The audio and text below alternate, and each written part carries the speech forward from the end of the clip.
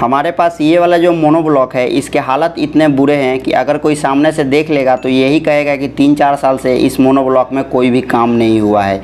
इसके हालत इतनी बुरी है कि हमें उठाने में भी अजीब सा लग रहा था और इतना गंदा हुआ है ये मोनोब्लॉक कि आपको क्या ही कहें। जब ये मोनोब्लॉक चलता है इसके अंदर से पानी का भी लीकेज का प्रॉब्लम होता है और काफ़ी ज़्यादा हेवी साउंड भी होता है। मतलब कि इसके बेरिंग भी ख़राब हो गए हैं और बेरिंग ख़राब होकर मोटर भी जाम हो गए हैं और इसका जो वाल सील होता है वाल सील भी ख़राब हो चुका है। इसके कारण से पानी का लीकेज का प्रॉब्लम हो रहा है। तो इन दोनों काम को हम लोग करेंगे, रिप्लेस करेंगे बेरिंग को भी और वाल सील को भी और सर्विस भी करेंगे। एक एक चीज़ आपको डिटेल के साथ दिखाएंगे, तो बने रहिए वीडियो में शुरू से अंत तक। मैं हूं इम्तियाज़, आप देख रहे हैं मैकेनिकल टेक्नीशियन। आइए दोस्तों आज के वीडियो शुरू करते हैं। सबसे पहले आपको क्या करना है कि इसका जो कूलिंग फैन वाला कैप है उसको खोल लेना है। इसमें कितना गंदगी है आप देख ही रहे होंगे। ये वाला जो हमारा मोनोब्लॉक है ये केमिकल वाले पानी को उठाती है, इसीलिए इसमें काफ़ी सारा डस्ट लगा हुआ है और गंदगी लगा हुआ है। कूलिंग फैन वाला कैप खोलने के बाद इसके कूलिंग फैन को भी खोल लेंगे। उसमें पिन लगा होता है तो पिन को पिलास के मदद से खींच लेंगे और खींचने के बाद ये जो फ़ैन है यहाँ पर छेनी लगा के हल्की हल्की हथौड़े से चोट मारेंगे इस टाइप से, तो बाहर आ जाएगा बहुत आसानी से। इसके बाद आपको क्या करना है कि काम करने से पहले जो भी चीज़ को आप रिपेयर कर रहे हो तो सबसे पहले उसको अच्छे प्रकार से क्लीन कर लेना। क्लीन करके ही तब उसमें काम करना शुरू करना। जैसे कि हमारे यहाँ पर तार वाले ब्रश लिए हमने और तार वाले ब्रश से अच्छे प्रकार से रगड़ रगड़ के इसको क्लीन कर ले रहे हैं ताकि देखने में भी अच्छा लगे और काम करने में भी अच्छा लगे। दोस्तों वीडियो को हमने स्पीड कर दिया है ताकि आपको कम समय में बहुत सारा नॉलेज को शेयर कर सके आपके साथ। इसके वजह से वीडियो को हमने स्पीड कर दिया है। तो चलिए इसको फटाफट से हम लोग साफ़ कर लेते हैं ब्रश और छेनी के मदद से अच्छे प्रकार के खुरच के। तो देखिए हमारा यहाँ पर ये मोनोब्लॉक अब कैसा दिख रहा है और पहले कैसा दिख रहा था। साफ़ कर लेने के बाद इसका जो इम्पेलर वाला हिस्सा है उसमें 4 बोल्ट लगे होंगे। उन चारों बोल्ट को हम लोग खोल लेंगे। खोलने के बाद आपको हल्के हल्के हथौड़ा से चोट मारना है, ज़्यादा हेवी चोट नहीं मारना है, बिल्कुल हल्के हल्के चोट मारेंगे तो ये खुल जाएगा। तो हमारा यहाँ पर थोड़ा सा खुल गया है। अगर नहीं खुलता है तो हल्का सा गैप में छेनी लगाकर चोट मारेंगे तो ये बहुत आसानी से निकल जाएगा। जैसे कि आप देख रहे हैं कि हमने यहाँ पर इम्पेलर वाला सेक्शन को बाहर निकाल दिया है। इसको साइड में रखते हैं। उसके बाद इसका इम्पेलर खोलते हैं। इम्पेलर खोलने के लिए सामने में गोटी लगाएंगे, जो नंबर का उसमें नट लगा होगा, और पीछे में जो कूलिंग फैन वाला शाफ्ट है वहाँ पर पाइप रिंच से पकड़ के थोड़ा जोर लगा के घुमाएंगे तो बहुत आसानी से ये खुल जाएगा। जैसे कि आप देख रहे हैं कि हम यहाँ पर पाइप रिंच के मदद से और गोटी के मदद से इसको खोल रहे हैं तो ये हमारा बहुत आसानी से खुल गया। अगर आप चाहें तो पाने के मदद से अगर खुल जाता है तो उससे भी आप खोल सकते हैं। अगर नहीं खुलता है तो आप गोटी का मदद लेकर बहुत आसानी से इसे खोल सकते हैं।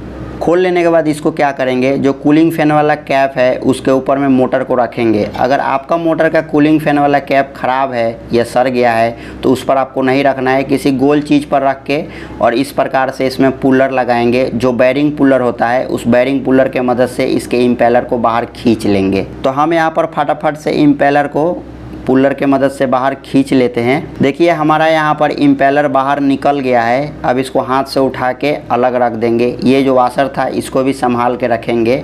इम्पेलर के अंदर एक की होता है, अगर वो की निकलता है तो उसको भी आपको संभाल के रखना है क्योंकि फिट करते टाइम वो की लगाना ज़रूरी है।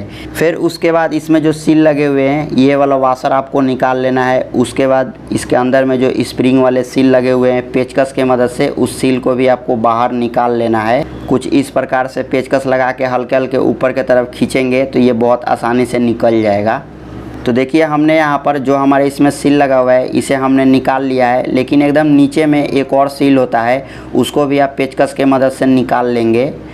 ज़्यादा मुश्किल काम नहीं है, बहुत आसानी से निकल जाता है। हमने इसके सिले उले सारे कुछ निकाल लिए। अब पीछे वाले जो फ्लैंच है उसमें बोल्ट लगे हुए हैं, नट बोल्ट, उसे भी आपको खोल लेना है कुछ इस प्रकार के। अगर स्टार्ट खुल के बाहर आता है तो उसे भी आपको खोल लेना है, आपको टेंशन करने की ज़रूरत नहीं है। खोलने के बाद अच्छे प्रकार से उसे भी फिटिंग कर सकते हैं। जैसे ही आप खोल लेंगे हथौड़े से हल्का हल्का चोट मारेंगे। डायरेक्ट सापट पर आपको चोट नहीं मारना है, कोई लक्कर का टुकड़ा रख के उस पर आप चोट मारेंगे, नहीं तो क्या है कि सापट फूल जाएगा। फूल जाने के बाद सापट ख़राब हो जाएगा, इसीलिए आपको डायरेक्ट सापट पर हथौड़ा नहीं मारना है। हमारा यहाँ पर मोटर पूरा अलग हो गया है, मोटर में कोई भी प्रॉब्लम नहीं हुआ है। जैसे कि आप देख रहे हैं एकदम अंदर से नया पड़ा है।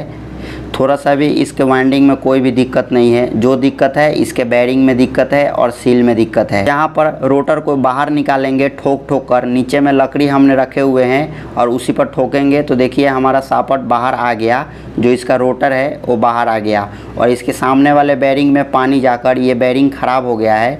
तो अब हम पुलर के मदद से इस बेरिंग को भी खींच लेंगे। हथौड़े छेनी के मदद से भी आप बेरिंग निकाल सकते हैं, लेकिन उसमें डर होता है कि सापट कहीं टेढ़ा ना हो जाए, इसीलिए आपको पुलर के मदद से ही बेरिंग निकालने हैं। तो देखिए हमारा एक बेरिंग निकल गया है, दूसरे वाले बेरिंग हमारा एकदम लूज है। तो हल्के हल्के हथौड़े से चोट मारे हमने तो ये एकदम बाहर आ गया। अगर इस टाइप से हल्के फुल्के लूज हैं बेरिंग तो आप हथौड़े की मदद से निकाल सकते हैं, लेकिन अगर हेवी टाइट है तो आपको हथौड़े के चोट नहीं मारने हैं, नहीं तो हो सकता है कि जो रोटर वाला शाफ्ट है वो टेढ़ा हो जाए। ये हमें इसमें इतने सामान को लगाने हैं, ये 2 बेरिंग और ये 2 सील। बेरिंग के ऊपर भी नंबर लिखा होगा और ये जो वाल सील है इसके ऊपर भी नंबर लिखा होगा। सेम नंबर के सील मार्केट से ख़रीद के लेके चले आएंगे।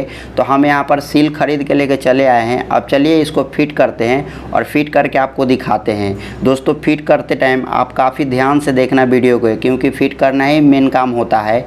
सबसे पहले हम यहाँ पर बेरिंग लगाएंगे और हल्के हल्के हथौड़ी छेनी के मदद से चोट मार के इसको फिक्स कर देंगे।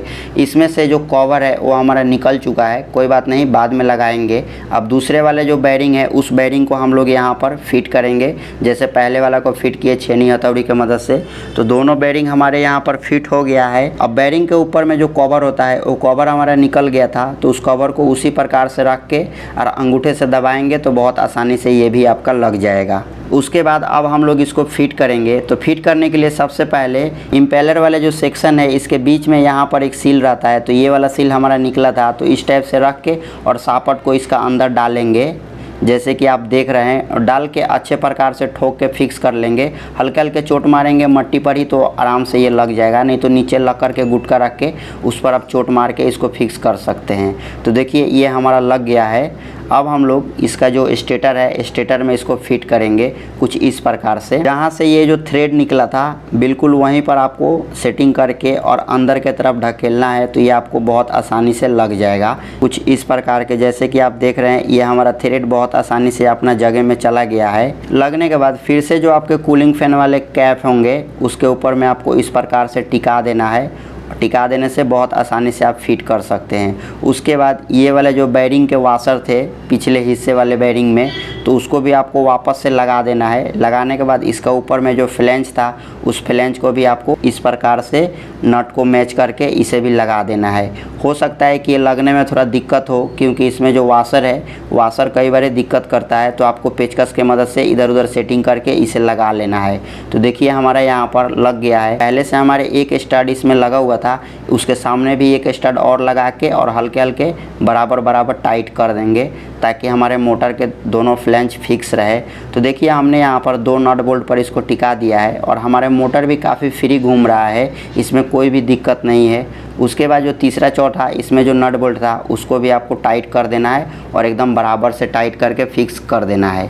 तो हमने यहाँ पर पूरा अच्छे प्रकार से टाइट कर दिए हैं। अब इसके अंदर जो सीले लगे होते हैं उस सीले को हम लोग डालेंगे। सबसे पहले ये वाले नीचे में डालेंगे, जो सबसे नीचे में आपने खोला था बिल्कुल वही वाला सबसे नीचे में आपको डाल देना है। उसके बाद ये जो स्प्रिंग वाला सीले है ये वाला आपको डालना है कुछ इस प्रकार से, और डाल के अंगूठे से एकदम अंदर की तरफ ढकेल देना है। ढकेलने के बाद इसके ऊपर में जो पतले वाला रबर था उसको भी आपको पेचकस के मदद से हल्के हल्के दबा के बैठा देना है।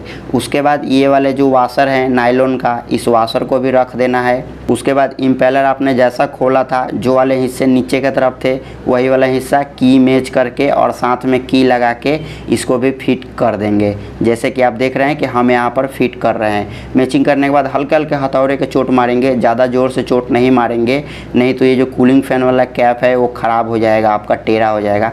तो हम यहाँ हल्के हल्के चोट मार के इम्पेलर को भी फिट कर दिए। उसके बाद वाशर रखेंगे, इसमें जो नट था उस नट को लगा देंगे। लगाने के बाद पाने के मदद से टाइट कर देंगे, अगर पाने से नहीं होता है तो गोटी से टाइट कर देंगे इस प्रकार से इम्पेलर में कुछ फंसा के, ताकि लॉक हो जाए। ज़्यादा ज़ोर नहीं मारना है, नहीं तो ऐसा ना हो कि टाइट करते टाइम इम्पेलर आपके टूट जाए। उसके बाद इसके जो फ्लैंज थे उस फ्लैंज पर गैस्केट लगाया हुआ था, तो पेपर कटर के मदद से उस गैसकेट को अच्छे प्रकार से आपको क्लीन कर लेना है, नहीं तो यहाँ से एयर लीकेज का प्रॉब्लम होगा तो आपकी मोटर पानी नहीं उठाएगी। क्लीन करने के बाद चारों तरफ आपको एना बॉन्ड लगा देना है। दोनों फ्लेंच में बिल्कुल थोड़े थोड़े पतले करके एना बॉन्ड एकदम लगा देना है। और लगाने के बाद जैसे आपने खोला था बिल्कुल उसी प्रकार से इसके ऊपर में रख के हल्की हल्की हथौड़े से चोट मार के और इसमें वाशर और नट लगा के टाइट करना है आपको। और टाइट भी एकदम आपको बराबर बराबर करना है। ऐसा नहीं करना है कि पहले एक को टाइट कर लिए फिर दूसरे को कर रहे हैं, नहीं, थोड़े थोड़े करके चारों बोल्ट को आपको बराबर टाइट करना है। तो हमारा यहाँ पर ये वाले मोटर पूरे कंप्लीट टाइट हो गए हैं। टाइट कर लेने के बाद जो एना बॉन्ड बाहर में निकला होगा उसको अच्छे प्रकार से प्लेन करके इसमें मिला देंगे कि कहीं गैप उप होगा तो गैप भर जाएगा और एयर का लीकेज का प्रॉब्लम होगा तो वो बंद हो जाएगा। तो हम यहाँ पर एना बॉन्ड को बिल्कुल अच्छे प्रकार से मिला दिए हैं। अब कूलिंग फैन जैसे खोले थे इसमें जो सुराख किया होता है पिन लगाने के लिए, उस सुराख को मैच करके आपको लगा देना है और वापस से पिन को डाल देना है। पिलास के मदद से ठोक के और पेचकस के मदद से हल्का सा पिन को फैला देना है ताकि वो बाहर ना निकले जब मोटर चले।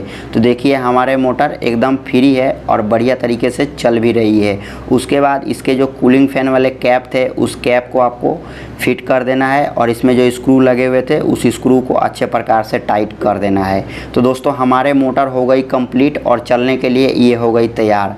पहले आपने कैसा देखा था मोटर को, अब आप कैसे देख रहे हैं, आप हमें कमेंट ज़रूर करना कि आपको कैसा लगा ये काम। तो दोस्तों इस प्रकार से किसी भी मोटर के आप सर्विस कर सकते हैं, उसके बेयरिंग रिप्लेस कर सकते हैं और वाल सील अगर कट गया है, पानी लीकेज हो रहा है तो उसको भी आप रिप्लेस कर सकते हैं। दोस्तों हमारे पास चलाने की कोई जुगाड़ नहीं है, नहीं तो आपको चला के ज़रूर दिखाते।